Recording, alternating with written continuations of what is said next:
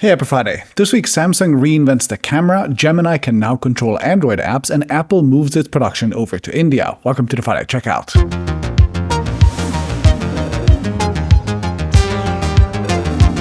This video was sponsored by Antigravity. Okay, for my first story of the week, without telling anyone, Samsung quietly released a brand new class of a camera in the Galaxy S26 Ultra. You know, I love optics, and this is both pretty cool and also something that should be coming to other smartphones very soon. So the new tech is called ALoP, or All Lens on Prism, and it's replacing what they're calling a conventionally folded zoom, or basically a periscope camera. In most other phones, you are able to recognize a periscope camera immediately because they have this sort of square-looking lens element here. It's very distinct. So the old system works like this. First, the light enters the camera and falls onto a prism, which is the squarish-looking thing that you can see from the outside. That reflects the light off to the side through some lenses and then onto a sensor. We've all seen this before. You typically need a long optical path to do a long zoom range, like, 5x or 10x, and so this kind of L-shaped fold is what we came up with to do that. And this works, but it does have some downsides. First, the module itself is of course just really big, and second, if you want bigger lenses, you have to make not just the opening itself bigger, but also the whole module has to become thicker, because the lenses are stacked up inside there. This is why many phones with periscope cameras have these huge, often circular camera bulges. It's to hide that big module.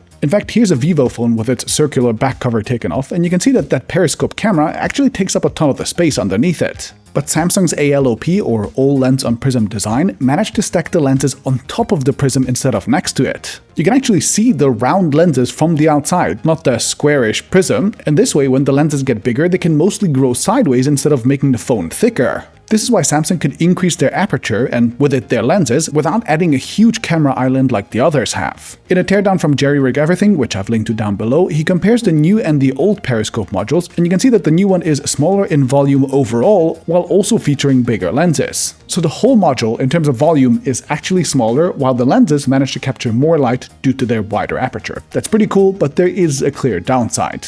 Because you're now stacking the lenses on top of the prism, not next to it, the circular part of the camera module now has to become slightly taller than it was before. Is a smaller but taller circle better than a bigger bulge? You be the judge. Either way, because this was developed by Samsung's ISOCELL unit, which also sells their camera modules to other companies, I bet this technology will come to other companies and their flagships soon as well. Okay, for my second story of the week, Gemini App Control has just launched, and apparently it's pretty wild. Outlets like 9to5 Google and The Verge have tried it, and they reported that you can now tell Gemini on Android to, for example, order spicy wings from Popeyes on Uber Eats, and then the assistant takes over your phone, clicks around in it until it gets to a checkout screen where it then buzzes you to confirm the final order. The supported list of apps for now includes Lyft, Uber, Grubhub, DoorDash, Uber Eats, and Starbucks, and obviously more are coming soon. Weirdly enough, the Galaxy S26 series is the first to receive this feature, but the Pixel phones shouldn't be far behind, and I guess others will follow soon too. The first test that I've seen implied that it actually works reasonably well, and while I bet many things will go wrong, people will accidentally order things that they didn't want to, or get locked out of their accounts or whatever if the AI messes up,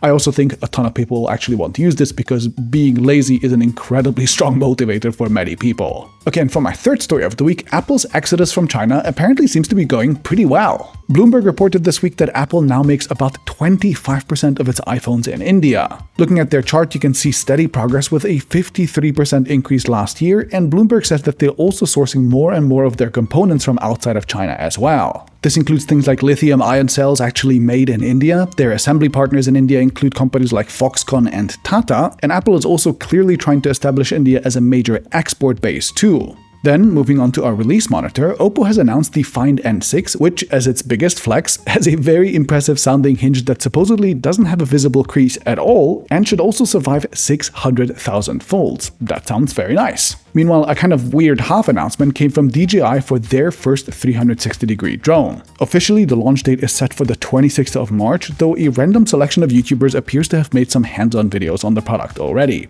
Oh well. And moving on to the brief, we stick with DJI, who claims that they fixed a massive security issue that allowed a random person to take over full control of thousands of their new robot vacuum cleaners. Let's hope that the company takes their security more seriously going forward. Next, Volkswagen announced poor earnings with their profits being down 50%, down to their lowest levels since the Dieselgate scandal. You can mostly blame the US tariffs and also them losing China because their EVs just weren't good enough to keep up with the competition there, but they have announced an interesting update. The firm has just launched their first ever large-scale battery storage project. This features LFP battery cells from the firm's very own production lines in Salzgitter, meaning that Volkswagen is now becoming a fully integrated battery and energy company, which could offset some of their struggling car sales eventually. Tesla famously has its own energy storage business kind of like this as well, and that is both more profitable as their car business and then also actually growing, unlike their car business. So if this works out for Volkswagen too, that could be pretty nice. Now, on the related note this week, crude oil peaked at $112 and continues to remain very expensive as a result of the Iran regime bombing ships and the Strait of Hormuz in retaliation to the US and Israel bombing,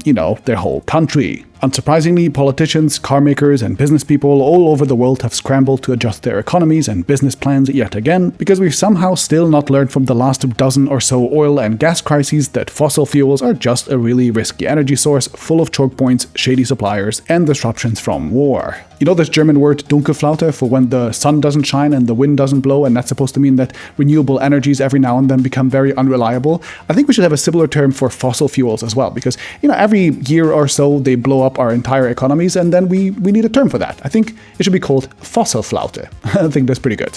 Anyway, talking of crazy updates, Axios this week broke the news that Meta acquired the duo behind Moldbook, and with it also the social media built for AI bots. It's almost like Zuckerberg doesn't even want to hide the fact that they want to turn all of your social media feeds into just AI garbage. But then on to good news, the YouTube channel Tech Renew did a teardown of the MacBook Neo and found that it is surprisingly repairable. There are no adhesives, just simple screws, and the whole disassembly only took him 6 minutes. I've of course linked to his video down in the description along with all the other news stories and products that I mentioned in this video, but that is kind of surprising, right? Like Apple now has both a computer that is extremely affordable and also quite repairable. Very surprising. But then, not to be outdone, Lenovo also scored its first ever 10 out of 10 rating with the new T-Series ThinkPad on iFixit, taking repairability even further. You can replace basically every part of the system yourself, including RAM, which comes in the form of an LP Cam 2 module. I was wondering when we'd finally start seeing those. And then moving on, Honor also showed off its humanoid robot in more detail in a new video this week. It's called Yuanqizai, and the main focus for now seems to be on its dexterity, balance, etc. Cool, I guess. And in unexpected news this week, Rad Power Bike's sale was completed after its bankruptcy, and its new owner now claims that they want to build e-bikes in the US. From what I've heard, most people in the industry seem to be a little bit skeptical about what that would actually look like in practice, but good luck to them. And next, AltStore, the alternative iOS app store, has now officially joined the Fediverse. Not only can you download Fediverse apps like Loops and PeerTube from it now, but you can also comment and like stuff in the App Store with your Mastodon or Blue Sky account, and an app developer can also publish their updates to the Fediverse, so you can view them, for example, in your Mastodon feed like I'm doing so here. You can see changelogs as regular posts, you can like them, comment on them, etc., and then those will show up in the App Store page. As a self-appointed cheerleader for the Fediverse, I think that's a pretty niche use case, but I love it. And talking of cool things, this week I also had one of the most sci-fi experiences I've ever had. Along with my studio mate Aaron, I tried out the Antigravity A1, which is a 360-degree drone co-engineered by Insta360 and which is also on spring sale right now. Now, I've never flown a drone before, and Aaron also only tried one many years ago, and we were both quite shocked at this whole experience. I am filming Aaron as he is filming me. You can see that the drone is complaining because we're too close to him. It has object avoidance. But if I turn away, I can just fly away. The 360 image both gets recorded in high-quality 8K on the drone itself, and the smaller version is then streamed to your VR headset in almost real time. Now, the way this works is that the drone has one ultra-wide-angle camera on the top and another one on the bottom, and these are positioned so that you get a full 360-degree image, plus there are also a whole boatload of other camera sensors that are just there for object avoidance and navigation. In the headset, it somehow feels fast enough that neither of us actually felt sick, and outsiders can also see what you're looking at, which is pretty awesome. Anyway, you actually control your flight and recording with this controller by simply pointing at where you want to go, and all of this feels crazy intuitive. Like, this was a video that I shot on my second attempt to fly a drone ever, with maybe like 2 whole minutes of practice before. I'm obviously still not a particularly skilled individual, but you can see just how incredibly easy it is to get really dynamic flybys, tracking shots, etc. Like, you can watch Aaron actually figure out out how to fly the drone in literally 20 seconds. Got it. Oh yeah, okay, that's really trippy. Okay, test it. Yeah. Okay. Jesus. That's really easy to point. Press the trigger wherever you want to go. Oh yeah, okay. It's really like playing a video game. Super easy. And likewise, here's my first attempt at actually landing the thing.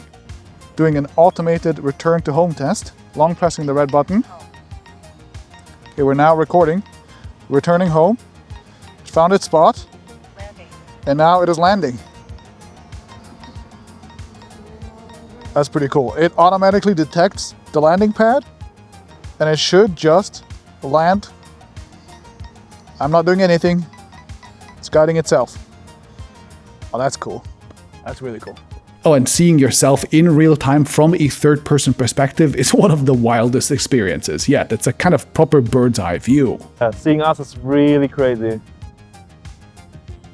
I guess that's what it feels like to die, to see oneself from It's kind above. of like a God view, right? Yeah.